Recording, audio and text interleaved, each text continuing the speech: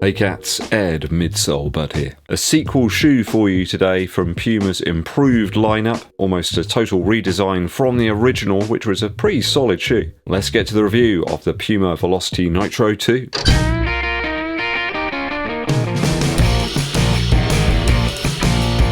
Thanks for joining me on the channel, guys. It's always appreciated. If you've yet to do so, hit that subscribe button, but also click the bell below for notifications. It also helps the channel out a huge amount in terms of that YouTube algorithm. If you give this video a thumbs up like if you're enjoying it, and also share it with your running buddies. Thanking you. This is a shoe that Puma have furnished me with for review, but they're not paying me to make this review or say nice things about it. They won't get to view my content before my valued viewers. I cannot be bought and I bow to no sponsor. We have 311 grams of nitro goodness here, so it's about 11 ounces on the money, which is exactly the same as the first version of the Puma Velocity Nitro. Spot on. In fact, there's not a gram in it. I'm measuring about 36mm of stack height here in my UK size 11, which is pretty much spot on with the first version of the shoe. I don't think the drops changed whatsoever, so if you enjoyed the first one from that perspective, you will like this one. Puma have got these up at about 100 Earth credits UK, which is a very reasonable price for a daily shoe. I will, as usual, start my review with the upper first. So upper-wise, pretty much a total redesign here. One of the things that does stick out to me is the slightly lower profile heel counter. Just feels like a more refined shoe in hand and on foot. There is a slightly less voluminous toe box here though, and I do note that the shoe runs a little bit narrower than the first version. I would suggest that the length of the shoe as well is a little bit closer to true to size. I think a lot of people found the first version of the Velocity Nitro a little bit long. This one's a tad shorter. It's not by much, but it may be that you don't need to half size down on this version of the shoe. Certainly a little bit closer to a typical length UK 11 for me at least. The laces are now a thicker, more rounded twine, not hugely dissimilar to the laces that you might find in a Nike Dunk SB. They do get a little bit more bulbous though when you do tie them up. I utilised a runner's knot with these to get an increased heel lock. Not that the shoe was slipping out, it just felt like it was the right thing to do. Certainly on foot, the upper feels a little bit more streamlined than the first version of the shoe. Just a little bit more fitting, a little bit more glove-like. It's a little bit like a foot sheath. Though, as I said, the toe box room seekers may be a little bit disappointed to find it fits a little bit more narrow. I don't know whether it's something to do with this reflective piece here, but I did have a little rubbing as well on my little toe on the right foot. I'm not a fan when running shoe models have these reflective pieces around the toe box.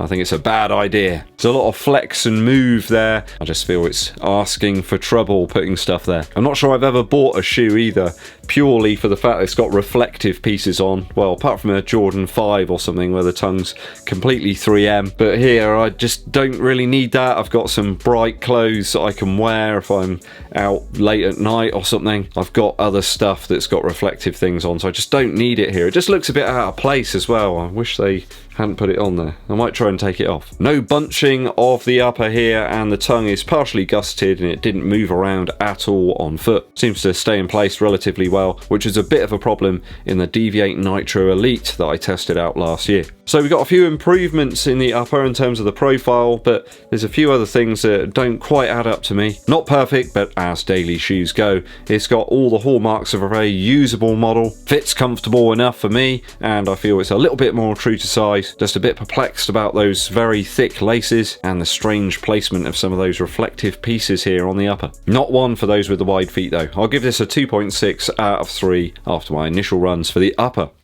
Midsole now. To think that 36mm of stack height now is in a daily shoe is kind of mad, really, isn't it? We got a mixture of Puma's midsole foams here. The top layer is the Nitro stuff, and on the bottom we have a slightly firmer EVA layer. Now, this is pretty much the same as we had on the first version of the shoe, except on that V1 we had the Nitro kind of creeping around the actual EVA layer, so it does appear you've got Nitro almost all the way through apart from this heel section. When you flip the shoe over, you can see that it is EVA on the bottom here.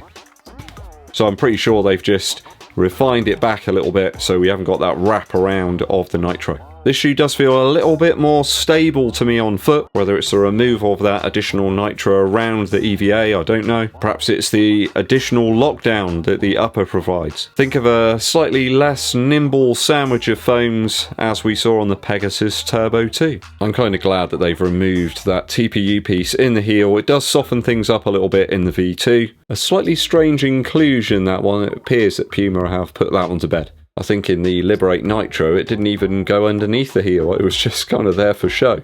Dare I say it, the ride here is a little bit more compressive than the version 1 of the shoe. Dare I say it, it may appeal to a crowd who are after a slightly more guided and responsive midsole. I do like what Puma are doing here with their running lineup. This just slow and careful implementation of changes, and as such I feel like the Velocity Nitro 2 is a little bit more tuned for some faster performance sessions. Just feels a little bit more nimble on foot to me than the version 1. The shoe feels slightly less clunky perhaps than the first version, and I think it will be a little bit more of a versatile tool if you're going to pick it up for daily use. Not just one for some easier sessions, I feel we could run some steady efforts in this version too. Overall, for 100 nicker, I think it's worth a 2.7 out of 3 after my initial runs for the midsole.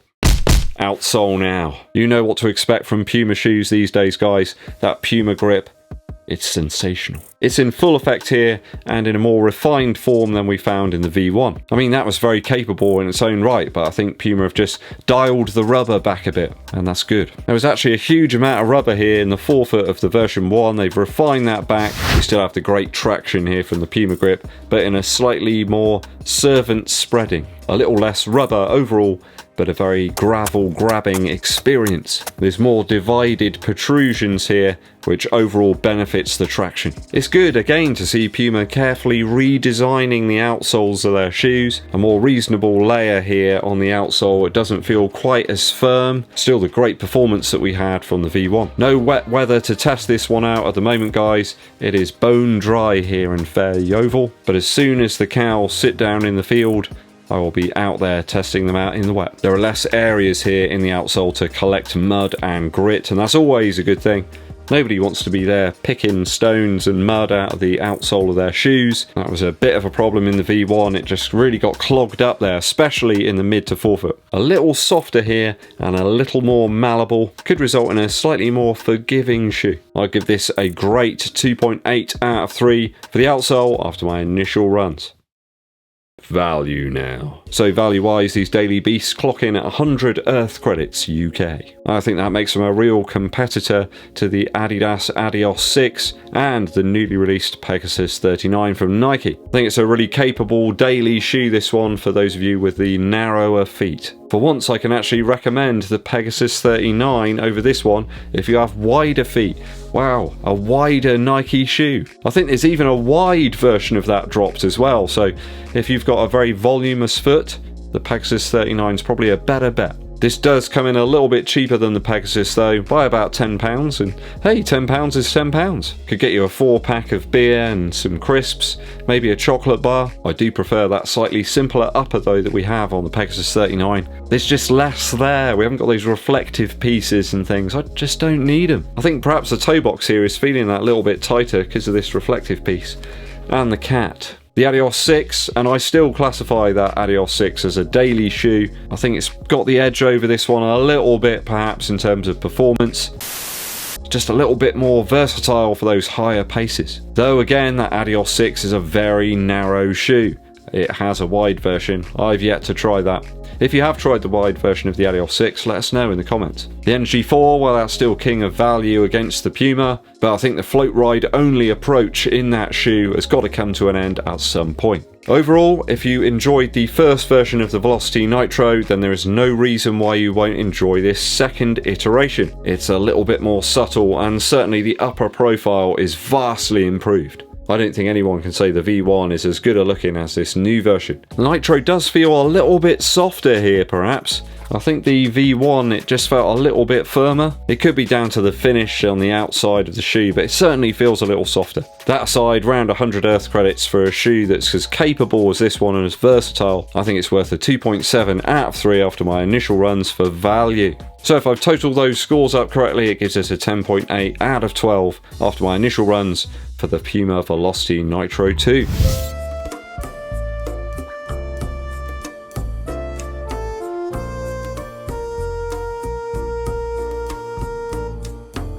Have you picked this one up, guys? Is it winning you over? I think the more and more I've run in it, the better and better it's starting to feel. That EVA layer is starting to flex a little bit, and the Nitro's just a really forgiving cushion. It does make you wonder how long some of these other running shoe companies can go on with just simple EVA blends in the midsole. The addition of the Nitro here really does benefit the shoe. Puma keeping it real in 2022. I will have a go at removing this reflective piece here. I'll see if Mrs. Eddbud's got some nail polish remover. That seems to work pretty well.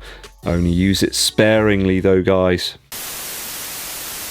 Musical interlude time. I'm not sure whether it's the improved weather or something, but I was drawn back to listen to Daft Punk's Random Access Memories. I can't actually believe that it was released in 2013. That doesn't seem right. Is that right? Can it be? It's like 9 years ago. How has that happened? Where did those 9 years go? Get Lucky's my absolute favourite track here. That collaboration with Pharrell Williams and Nile Rodgers. The vocals and the guitar just so on point here. I think there's two like guitar parts really that kind of mix together and sort of weave together throughout the track. The production's so beautiful as well, rounded and warm. It's this wonderful air within all the instruments. The drums aren't over-compressed. The guitar's just super clean and funky. It's really one of those tracks you can put on in your car and crank it up and enjoy. So it makes you feel good. And music like that's really important as well. It can just raise your mood. It really changes you, really energizes you. So turn this one up loud, guys, and make sure that all your neighbors can hear it. Responsibly, of course. Get Lucky by Pharrell Williams, Nile Rodgers and Daft Punk. Thanks for tuning in, sticking with me to the end of today's video, guys. It's always appreciated. Later in the week, we do have an initial review of the Park Claw from Innovate. I've also got to get round to testing out those Terra Kyger 8s that I got from Nike. And there's a mystery secret shoe coming up towards the end of the week as well, possibly at the weekend. And maybe I get out to another park run. It's been a little while. Need to test my metal on one of those fast courses. If you have yet to do so, hit that subscribe button and click the bell below for notifications. Also, give this video a thumbs up, like and share it with your running buddies. My name's Eddbud and I'll be seeing you